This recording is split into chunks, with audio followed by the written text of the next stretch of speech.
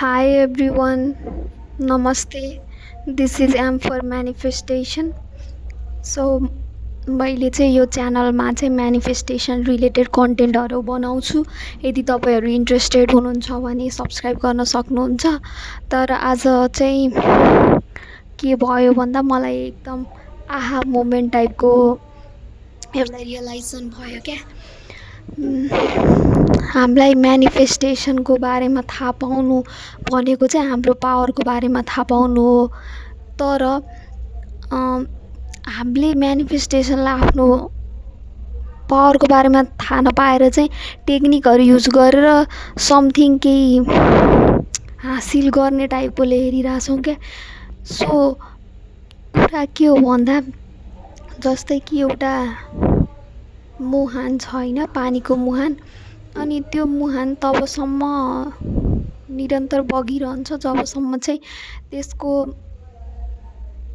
सफाइ हुन्छ त्यसको वरिपरि र त्यसमा केही पनि कम्प्लिट ब्लकेजहरू केही हुँदैन, डिस्टर्बेन्सहरू हुँदैन।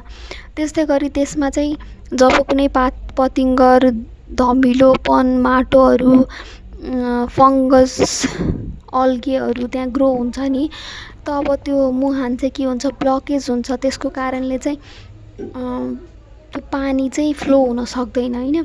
त्यसै गरी नै हामीले म्यानिफेस्टेसन चाहिँ आफ्नो पावर, आफ्नो इनर पावर होइन, आफूभित्र जुन पावर छ नि त्यो पावरलाई चाहिँ विथआउट एनी डिस्टर्बेन्स होइन, बाहिरी केही डिस्ट्र्याक्सन बिना चाहिँ त्यसलाई आउटसाइड वर्ल्डमा चाहिँ क्रिएट गर्न सक्नु नै म्यानिफेस्टेसन हो।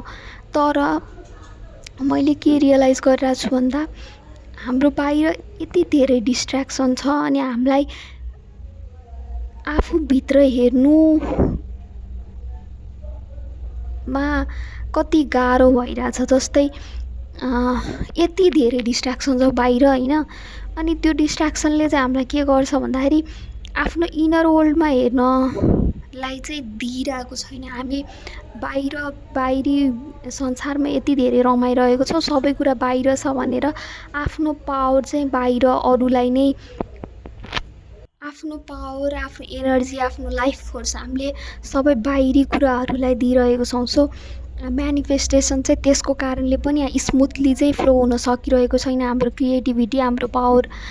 सो म्यानिफेस्टेसन च्यालेन्ज सुरु गर्नुभन्दा पहिला तपाईँलाई यति कुरा थाहा हुनु जरुरी छ कि पावर तपाईँभित्र छ। तपाईँले जबसम्म आफूभित्र हेर्नुहुन्न र बाहिरी कुरामै अलमल्लेर बस्नुहुन्छ तबसम्म तपाईँले केही कुरा त म्यानिफेस्ट गर्न सक्नुहोला, तर तपाईँको डिपेस्ट डिजायरहरू फुलफिल हुँदैन। सो बाहिरी डिस्ट्र्याक्सनहरूलाई सकेसम्म हटाउने हामीले कोसिस गर्नुपर्छ। र यो कोसिस कसरी गर्ने भन्दा धेरै टेक्निक्सहरू छ। एउटा टेक्निक्स भन्दा नि एउटा प्र्याक्टिस हो मेडिटेसन। सक्नुहुन्छ भने मेडिटेसन गर्न सक्नुहुन्छ तपाईँले। तर जे गरेर भए पनि तपाईँले आफूभित्र हेर्नु पर्यो। सबै पावर तपाईँभित्रै छ, म्यानिफेस्टेसन पावर नि तपाईँभित्रै छ।